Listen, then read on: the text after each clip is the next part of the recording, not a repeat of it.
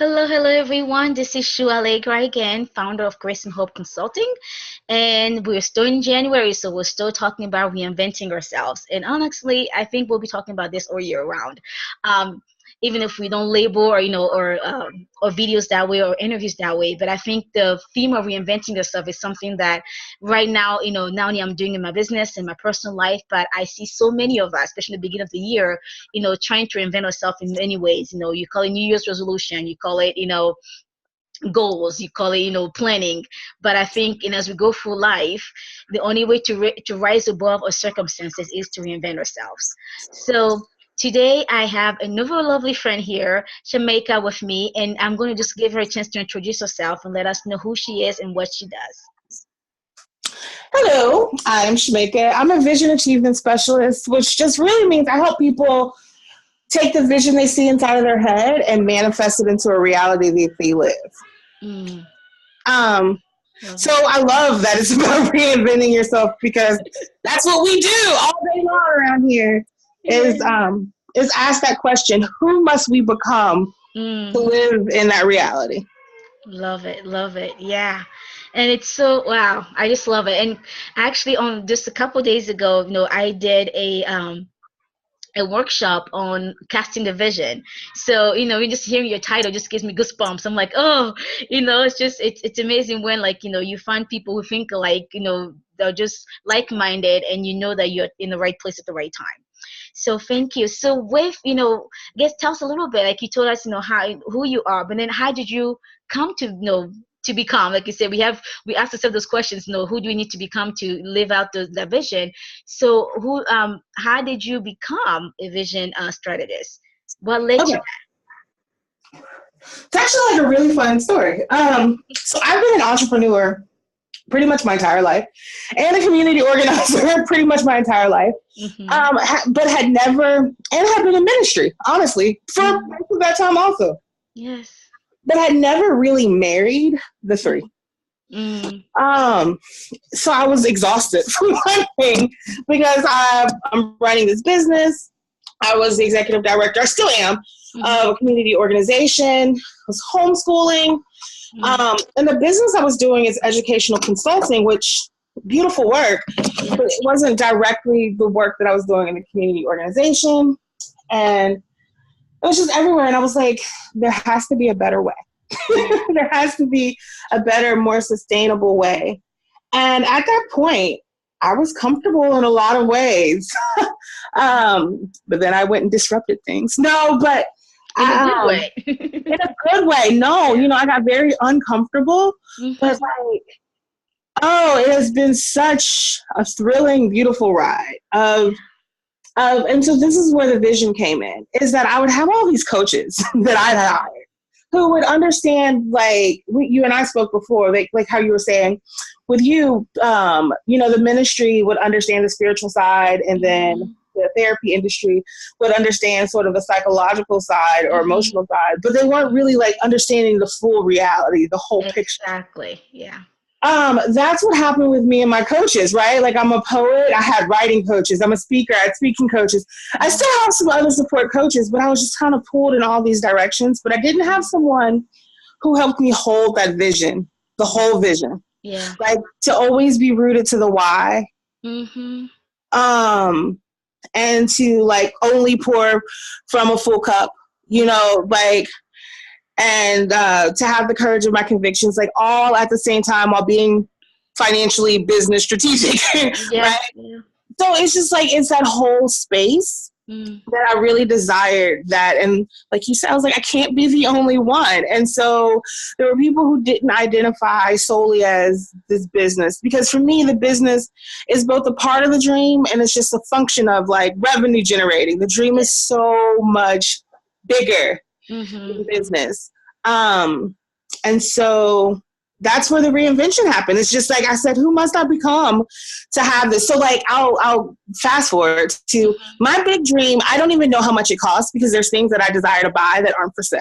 So I just said, it's $1 billion dream. Yeah. And I said, so who must I become to have a company that generates $1 billion in revenue annually to support this dream? Period. It wasn't a how question. It was just, this is the this is what I desire. So what does it take to do it?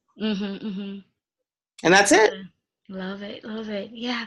And I like how you shared, about being uncomfortable. Sometimes when people are stuck, and I'm sure you've seen and heard this also before, as being just a coach and working with coaches, people get stuck and they're not sure which way to go. They're not sure what step to take next. And they're just like, I'm done. I'm dry.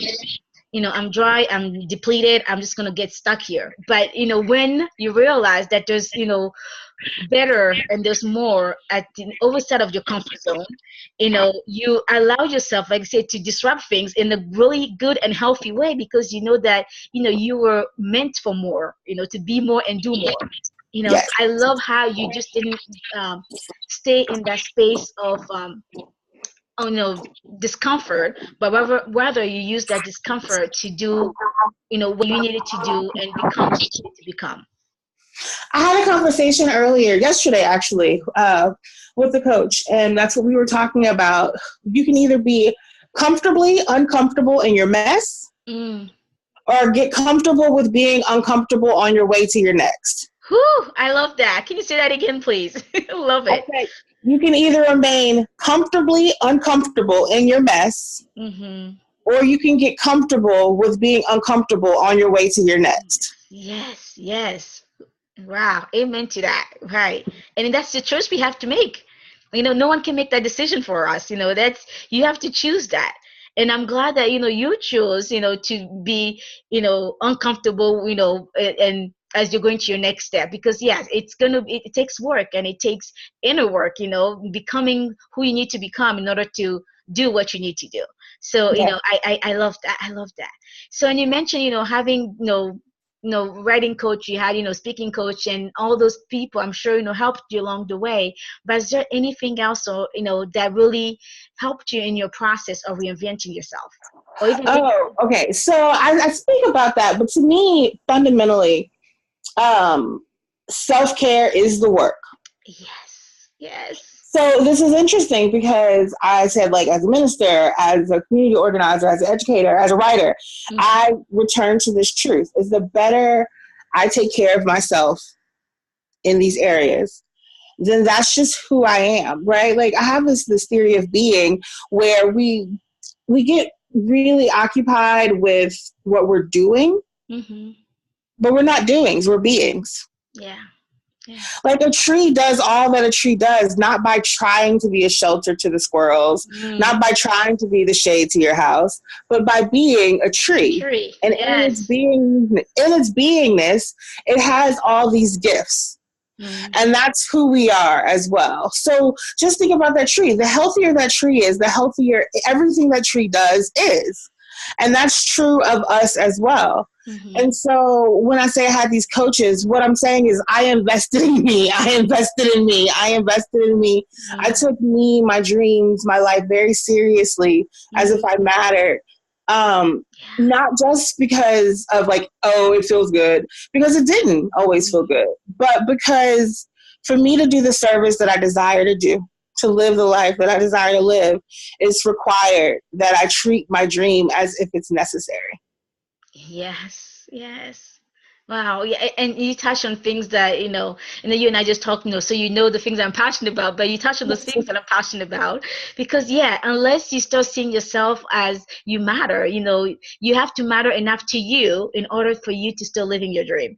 And you have to see yourself as being enough, to realize this dream, to live it out, and valuing yourself, loving yourself, to invest in yourself.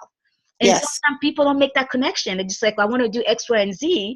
And then, they're constantly, putting themselves down, constantly, like, blocking everything else that's, that they're feeling inside of them, because that's how maybe, they've learned to cope with life, just numbing their emotions. And they're not realizing that's not good self-care, So yes, the more self-care is the key. I think it's even in my stress relief book, I even said this, self-help, self-care is the key.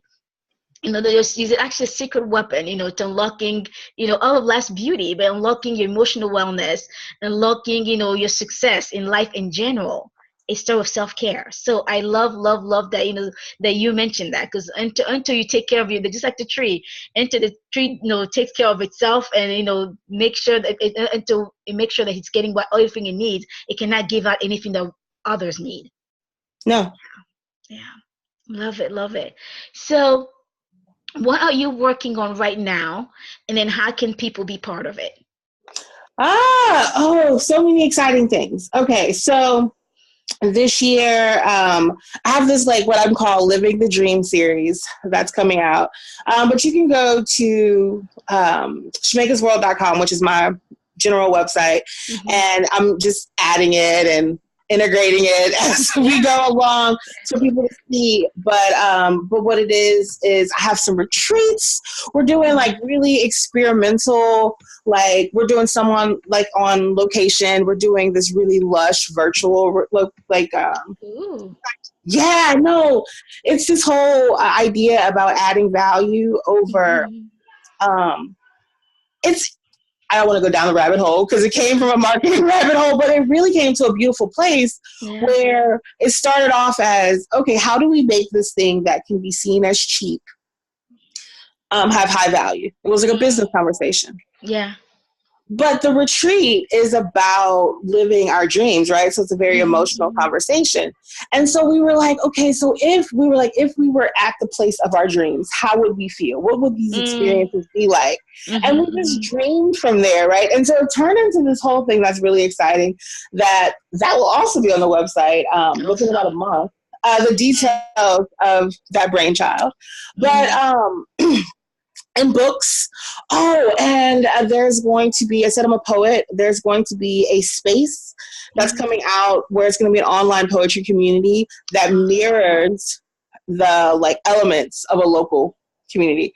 So lots of projects, normal coaching situations where I just help people articulate their dreams into a plan, right? Like how you're saying, what are the steps? Yeah. I have this big high-minded dream thing, and then I also am very strategic. I'm like, have you met your KPIs today? Because otherwise, then we need to do the mindset work on why aren't we honoring ourselves, loving ourselves, etc. Right? Yes. So that's me in a nutshell a little bit. That's why I'm my website is shamakasworld.com. I love that. Going on with the dream is huge, but just having fun and serving. Really, that's it. But I'm at Shamaka's World everywhere. I got lucky that way. So I'm you can just go at Shamaka's World or shamakasworld.com and you'll find me. Awesome. That's SAMAKAS World. WORLD. Okay. Awesome. Yeah, I would definitely be posting the link, the website on the description so that people can access that. I love it. I love what you do. So one last question here for before we close up. If someone is feeling stuck and they're feeling in that space where they're uncomfortable and not sure which way to go or which way to move, what would be your word of encouragement or advice to them?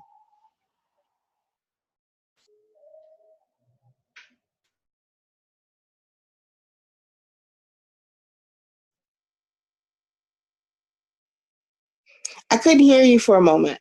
Oh, let me start. I said in this before we close, I just want to ask you one last question. If what word of advice or encouragement will you have for someone who might be feeling stuck right now and uncomfortable with their current situation and not sure what to do next or which way to move? All right.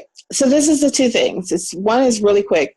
You have a 100% success rate of surviving the day so far. Don't start doubting it now. Wow. Love that. So go ahead and give that up. You survive. You do that. The other part though is that what would happen if you put as much energy into going for what you do desire instead of protecting against what you're afraid of? Whoa. Whew. Yes. Yeah, because there's so much energy that we waste, putting into what we're afraid of instead of going for after the things that we want in life. Oh, that's inspirational. So those are two things just to consider that. Wow, thank you so much. Wow, yes. I love that. I love, talking with you. I love, your insight, and that for everyone else watching or listening later, make sure you check out, Shamaka's word, because there's so much going on and so much that she's giving and serving, and it's she's a wonderful person. I just got to meet her and I'm enjoying talking and working with her already. Thank you, guys. Thank you.